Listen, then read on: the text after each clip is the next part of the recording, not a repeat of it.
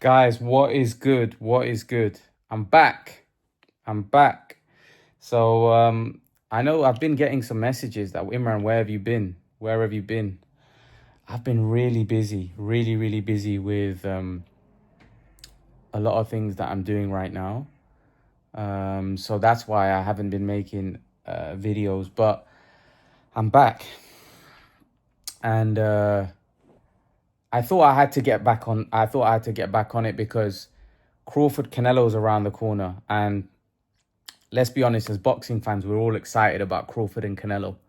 I can't believe this fight was made. I remember me making videos about this like 1 or 2 years ago. Is this a possibility? There was talks about it, but actually, we we never thought it would happen just because it seems so unrealistic. Like for a guy that was at 147, especially, I mean, Crawford was at 147, then he fought Madrimov at 154. But he's a 147 fighter, really, jumping up to 168.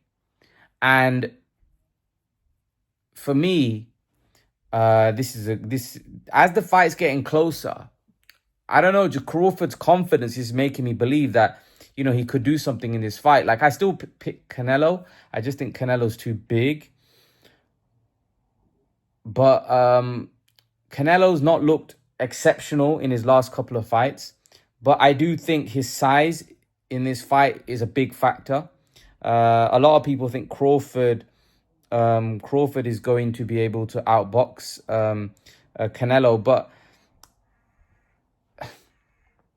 I don't think Crawford's ever been a Mayweather type fighter. If you look at it, Crawford's quite an aggressive fighter, and I think there's going to be opportunities for Canelo to catch him.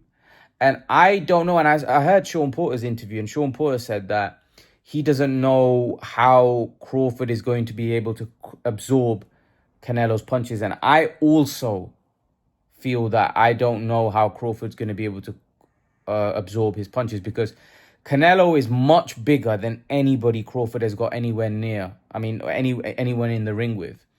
Canelo hits really hard. And if you look at them, Crawford may be looking bigger, but Crawford, you can tell that he's not as thick as Canelo. Canelo's a thick set guy. He looks comfortable. Now, it's going to be interesting to see how Crawford looks on the scales, because I think that's going to tell us a lot about Crawford's where he's at. Okay?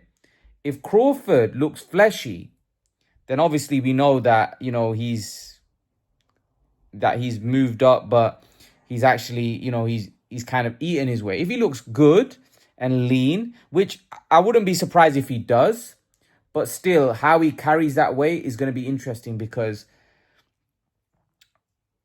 is that going to affect his speed? Is that going to affect his stamina? Is he going to be all right, going down the stretch? So these are all questions that Crawford's going to have to answer. I honestly think this is going to be a very, very tough fight for Terence Crawford.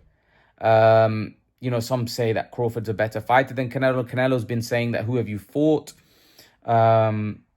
Which, Canelo's got a point, because Crawford's resume, a lot of the guys that he fought was slightly past their best. And also, he fought Errol Spence, and that was his top win. But a lot of people think Errol Spence wasn't the same Errol Spence although Errol Spence was undefeated, and prior to the Crawford fight, he looked good. It's just the way Crawford dismantled him, absolutely took him apart. This is going to be a very interesting fight. I'm really looking forward to it. I'm looking forward to how this all pans out. Let's hope that it's a great fight. But I think it's going to be tough for Crawford to be able to outbox Canelo and for 12 rounds.